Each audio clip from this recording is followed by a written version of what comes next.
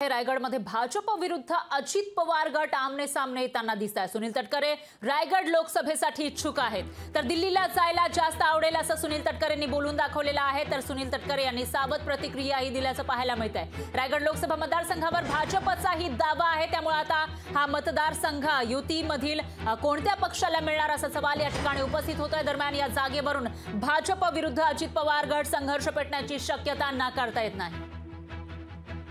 14ला माझी इच्छा महाराष्ट्रात राहायची होती, कारण मी मंत्री होतो, 15 वर्ष सलग मंत्री होतो। पण पक्षश्रेष्ठींनी सांगितलं मी उमेदवारी केली, 19ला उमेदवारी केली।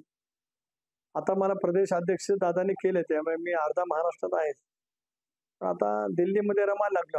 आता दिल्लीत एक जास्ती जायला आता बरं वाटेल, कारण दिल्लीत आता पुन्हा एनडीएचं सरकार येणार। सरकार पक्षामध्ये जाणं अधिक फायदा आपल्या लोकसभा मतदारसंघातील विकास कामासाठी होतो, असा माझा गेल्या 40 वर्षाचा परदेशी अनुभव असल्यामुळे या वेळेला महायुतीने ठरवलं तर मला दिल्लीत जायला जास्त आवडेल।